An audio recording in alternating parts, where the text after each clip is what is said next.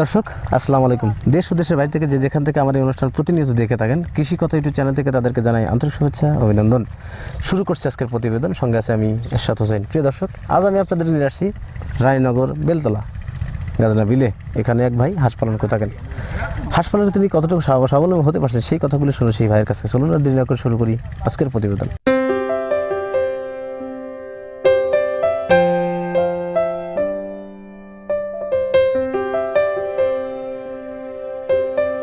আসসালামু আলাইকুম ভাই। ওয়ালাইকুম আসসালাম ভাই। হ্যাঁ ভালো। আপনার নাম কি? সরোয়ার। সরোয়ার কি?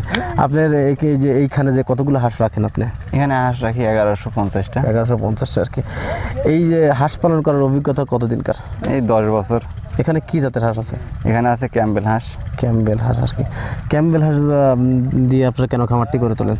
ক্যাম্বেল হাঁস আসলে কি দেখতে ভালো দেখা যায়, ওজনে বেশি হয়, মাংসের দিকে আর কি বেশি হয়, দেখতে শুনতে পারি বেশি দেয়, এই কারণে আর কি। প্রিয় দর্শক, ওনারা খাকি ক্যাম্বেল হাঁস দিয়ে আমরা খামারটি করে তোলেন, কারণ হচ্ছে খাকি ক্যাম্বেল হাঁস ডিম বেশি দেয় এবং ওজনে বেশি হয়, দেখতে শুনতে ভালো, এই জন্য খাকি ক্যাম্বেল খামারটি করে তোলেন। এই কথাই বলেন খামারি আমাদের। খামার করে কি স্বাবলম্বী হওয়া যায়? হ্যাঁ অবশ্যই স্বাবলম্বী হওয়া যায়। নতুন যারা খামার করবেন তারা যদি খামার করেন তারা কি স্বাবলম্বী হতে পারবেন? হ্যাঁ অবশ্যই হতে পারবে। যত্নে আছে রত্ন মেলে, যে কোনো জিনিসই যদি করে যত্ন দিয়ে করে তাহলে অবশ্যই লাভবান হবে। প্রিয় দর্শক, হাঁসের খামার করে লাভবান হওয়া যায় এই কথাটা বললেন। একটা কথা শুনে খুবই ভালো লাগলো, যত্নতেই রত্ন মেলে। আসলেই পরিচর্যা বা যত্ন যদি কোনো জিনিসকে করা যায় তাহলে সেখান থেকে লাভবান হওয়া যাবে নিশ্চিত। সঠিক পরিচর্যা, সঠিক পদক্ষেপ, সঠিক পরিচর্যা যদি করে তাহলে আপনি লাভবান হতে পারবেন। এই কথাটাই বললেন খামারি। আপনি হাঁস পালন করার অভিজ্ঞতা কতদিনকার? 10 বছর। 10 বছর আর কি। 10 বছর করার অভিজ্ঞতা আপনি কি মনে করেন হাঁস পালনকে কতটুকু লাভবান হতে পারছেন?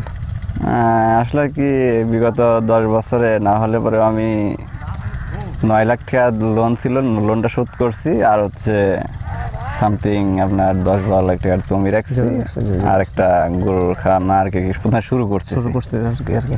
প্রিয় দর্শক, খামারি বললেন যে উনি আজ বিগত 10 বছরে প্রায় 9 লাখ 10 লাখ টাকার একটা লোন ছিল, সেটা সমাধান করছে। পাশাপাশি আরও কিছু জমি রাখছে, অনেক টাকা, 10 লাখ টাকার মতো জমি রাখছে। মোটামুটি আলহামদুলিল্লাহ খুব ভালো আছেন। হাঁস পালন করে লাভবান হওয়া যায়। হাঁসের লাভবান ব্যবসা বা বিজনেস জায়গা যেটাই বলেন, এই কথাটাই বলেন। আপনারা সঠিক পদক্ষেপ গ্রহণ করেন তাহলে আপনার হাঁস পালন লাভবান হতে পারবেন। আচ্ছা, আপনি এখানে 1150 হাঁস আছে, কী পরিমাণ ডিম দিচ্ছে? এখন ডিম দিচ্ছে 810-20টা। কেন এত কম কেন? এখন আসলে আর কি খাবারের সংকট, সেই কারণে আর কি। আপনি হাঁস থেকে কি পরিমাণ ডিমের আশা করেন? এখন 1150টা হাঁসের মধ্যে তাও তো 1000 হাঁসের ডিম থাকবে। 1000 এর উপরেও থাকতে পারে আর কি। সব মিলে যদি 1100 হাঁস থেকে 1000 পিস ডিম থাকে, প্রতিদিন কি পরিমাণ টাকার ডিম বিক্রি করেন আপনি? এখন যে বাজার তাও তো 8500 8,000 টাকা। তাহলে মনে করেন 8,000টা প্রতিদিন বিক্রি করলে 30 দিনে আপনি কত টাকা ডিম বিক্রি করেন? 30 দিনে আপনার হচ্ছে তাও তো 1,60,000 টাকা। 1,60,000 টাকার মধ্যে ডিম বিক্রি করেন। এতে খরচ হবে কি, তো কত টাকা আপনার? এতে খরচ আছে আপনার হচ্ছে 3টা লেবারের 30,000 আর সামথিং হচ্ছে দান টান আছে। এতে দিয়ে খরচ হচ্ছে। তারপরে কত টাকা হবে? এখন তাও তো আমার প্রায় 2 লাখের উপরের মতো পড়ে যাবে খরচ হয়ে যাবে। এখন তো লস আছে। এখন লসের টাইম। লস আর কি। আপনি এই যখন পরিপূর্ণ দাম থাকে বা পরিপূর্ণ 1000 পিস ডিম দেয়, তখন আপনি কত টাকা ডিম বিক্রি করবেন আর কি? তখন আর কি ডিম বিক্রি করব যখন থাকবে না, কোনো খরচ থাকবে না, তখন তাও তো আপনার 1 লাখ টাকার মতো লাভ থাকবে। 1,70,000-60,000 টাকা এরকম ডিম বিক্রি হবে প্রতিদিনে। প্রতি মাসে 1 লাখ 1.5 লাখ টাকা বা 2 লাখ টাকা কত লাভ থাকবে? কত টাকা লাভ? 1 লাখ টাকার মতো থাকবে আর কি। মানে কম বেশি হয়, কম বেশি আর কি, নির্দিষ্ট তো না, নির্দিষ্ট কোনো নাই। প্রিয় দর্শক, কোনো মাস আছে আর কি খরচ বেশি হয়, অন্য মাস আছে কম হয় আর কি। প্রিয় দর্শক, ধানের দাম বৃদ্ধি হওয়ার কারণে খামারিদের এখন লসের সম্মুখীন হচ্ছেন, বেশি দামে ধান ক্রয় করছেন। তারপরে আরেকটা সমস্যা, যে ডিমের দাম, যে ডিম 1150 টাকা ছিল সেই ডিম আসছে 700 টাকা। এটাও একটা সমস্যা, বা 800 টাকা। এই সমস্যার জন্য হাঁস খামারিদের লস হচ্ছে। যদি এই সমস্যা না হতো তাহলে খামারিদের লসের সম্মুখীন হতো, সমান যেত, কিন্তু আরও বিগত 8-9 মাস বা 10 মাস ওনারা লাভের সম্মুখীন হতেন, লাভ করতেন। সব মিলে এক বছর উনি 1100-1150 হাঁস থেকে 6 থেকে 7 লাখ টাকা ইনকাম করেন। এই কথাটাই বোঝালেন আমাদের। আচ্ছা, যারা বিদেশি লোক আমাদের বিভিন্নভাবে কমান্ড করে, বিভিন্নভাবে জানে, তারা যদি বিদেশে এসে খামার করে, তারা কি বিদেশে ভালো থাকতে পারবে? হ্যাঁ অবশ্যই ভালো থাকতে পারে।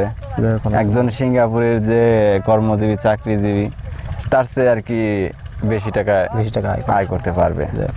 যদি ভালো করে করতে পারে। যাক। আচ্ছা, এই হাঁসের যে রোগ হয় বিভিন্ন, হ্যাঁ, কি কি রোগ হয়ে থাকে হাঁস? বেশিরভাগই হাঁসের হচ্ছে ডাক প্লে আর কলেরা, ডাক আর এখন মৌসুমে হচ্ছে গরম আর ঠান্ডা। গরম আর ঠান্ডা আর কি। তাছাড়া ডাক কোনো পেলে বা আর ডাক কি কলার জন্য আপনারা কি করেন? ডাক কলেরার জন্য আপনার হচ্ছে ডাক কলেরা ভ্যাকসিন করি, আর হচ্ছে ডাক প্লের জন্য ডাক প্লে ভ্যাকসিন, আর ঠান্ডার জন্য ওষুধ। কি ওষুধ দেন ঠান্ডার জন্য? ঠান্ডার জন্য দিই এন্ডোসিন, ইন্ডোফ্লক্সিসিলিন, আর রেক্সপিরন, ইমোলাইট, এগুলা দিই। আর আরটা কি রোগের কথা বললেন? আর হচ্ছে গরমের জন্য দিই হচ্ছে আমরা বঙ্গবিট। বঙ্গবিট দেন। বঙ্গবিট গরমের জন্য কি উপকার করে? এটা গরমের জন্য আর কি বুজুরির কাজ যেটা, সেটা করে। শরীরটা ইমিউনিটি বাড়ায়। ইমিউনিটি বাড়ে আর কি। এই ওষুধগুলো সংগ্রহ করেন কোথা থেকে? এগুলাতে আপনার হচ্ছে পোলট্রি এই ওষুধের দোকান যেটা, এখানে সেটা। পাওয়া যায় আর কি। এগুলো খাওয়ানোর নিয়ম কি? এগুলা খাওয়ানোর নিয়ম হচ্ছে আপনার প্রতি 1 লিটার পানিতে 1 মিলি করে ওষুধ দিতে হয়। আর যদি হাঁস যেহেতু বেশি পানি কম যদি খায়, তাহলে হচ্ছে 1000 হাঁসে 100 মিলি ওষুধ দিতে হয়। 100 মিলি ওষুধ। মোটামুটি এতে খাওয়ালে হাঁস সুস্থ থাকে। হ্যাঁ, এই ওষুধটা খেলে হাঁসটা সুস্থ। কোন কোম্পানির ওষুধ বা ওষুধে আপনারা বেশি নিশ্চয়তা পান? এটা আর স্কোয়ার ওষুধ বেশি খাওয়ায়। বেশি খাওয়ার আর কি। আলহামদুলিল্লাহ খুব ভালো আছে। হ্যাঁ, ভালো আছে। প্রিয় দর্শক, খামারি ভাই বললেন যে হাঁস পালন করে লাভবান হওয়া যায়, কিন্তু সঠিক পরিচর্যা করতে হবে। পরিচর্যা হাঁসের এখনকার যে গরম বা ঠান্ডা, গরম আর ঠান্ডা দুইটার রোগ হয়ে থাকে। তাছাড়া ভ্যাকসিনের কথাটা বললেন, ভ্যাকসিনে যে সমস্যা হয় সেই সমস্যাগুলো ওনারা ভ্যাকসিন করে সমাধান করে। পাশাপাশি যে ওষুধ এবং ওই র্যানিটা কোম্পানি বা স্কোয়ার কোম্পানির ওষুধগুলো ওনারা ব্যবহার করে থাকেন। হাঁসের রসায়ন হিসেবে ওনারা একটা ওষুধ খাওয়া থাকে, সে কথা আমাদের বললেন। তো তারপরে আরও কিছু কথা জানতে চাচ্ছি। আচ্ছা, এই হাঁসের যে যখন ডাক প্লে রোগ হয়, তখন এই হাঁসের কি সমস্যা হয়? কি সমস্যা বুঝতে পারেন? ডাক প্লে রোগ যখন হয় তখন হচ্ছে কি লক্ষণ হচ্ছে পাউ বসে যায়, প্যারালাইসিস, হাঁটতে পারে না, পাখির উপরে হাঁটে, পাক ফেলে দেয় আর কি। হ্যাঁ, পাক ফেলে ডাক দেয়, কলেরা, শরীর দুর্বল হয়ে যায়। হ্যাঁ, ডাক কলেরা হলে কি হয়? আর ডাক কলেরা হলে পরে আপনার এটা হচ্ছে আপনার হয়ে যায়, মানে পুরা শরীর ছাড়িয়ে দিবে, পাতলা পায়খানা হবে, সাদা চিনি পায়খানা করবে, সবুজ সবুজ এরকম পায়খানা করলে ডাক প্লে। যখন মাথা ফুলে যাবে তো এই রোগে এটা কি রোগের লক্ষণ? এটা হচ্ছে ঠান্ডা, চোখগুলা হলে পারে বা হলে ঠান্ডা। এটা ঠান্ডার ওষুধ দিলে পারেই। কি ঠান্ডার ওষুধ কি দেন আপনি? এটা আমরা তখন দিই হচ্ছে বাইরের ওষুধ দেই, সেটা হচ্ছে আপনার সিপ্রো সলিউশন দেই, আর হচ্ছে আপনার সুপারমেট টিএসএন দেই, আর নরপ্রক্সিসিলিন দেই।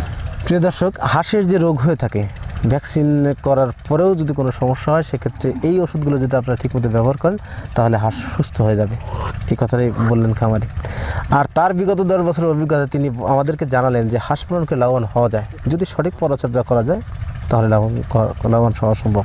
এখন মূলত হাঁস পালনের লস, তারপরেও ওনার 11,500 হাঁস আছে। এই হাঁস থেকে উনি প্রতি মাসে গড়ে 1 লাখ টাকার উপরে আয় থাকবে, এই আশাতেই উনি খামারটি গড়ে তুলছেন। এখনকার মৌসুমে যে এই খোলা বিলের মাঠে দেখতেছেন পিছনে ইরির মৌসুম চলছে, এই সমস্যা এখন এই ইরি ধান যখন কাটবে তখন টোটালি তার খরচ হবে না, তখনই টোটালি লাভ হবে, এই আশাতেই করছেন। আপনার এখানে কতগুলো শ্রমিক রাখা আছে? এখন বর্তমানে 3 জন আছে এক দলে, আর এক দলে আছে 4 জন, 2 দল মানে এরকম। বুঝতে পারছি। তো তাদের বেতন দিয়ে তো আলহামদুলিল্লাহ খুব ভালো আছে। হ্যাঁ, আলহামদুলিল্লাহ ভালোই আছে। হাঁস পালন করে লাভবান হওয়া যায়, এই কথাটা তা বলেন। এখানে 100% লাভবান হওয়া যায়? হ্যাঁ, 100% লাভবান হয়। যদি হাঁসের যদি কোনো শরীর স্বাস্থ্য দিয়ে ভালো থাকে, অবশ্যই লাভবান হওয়া যায়। ঠিক মতো যে খাবার দেওয়া যায়, তাহলে লাভবান হওয়া যাবে।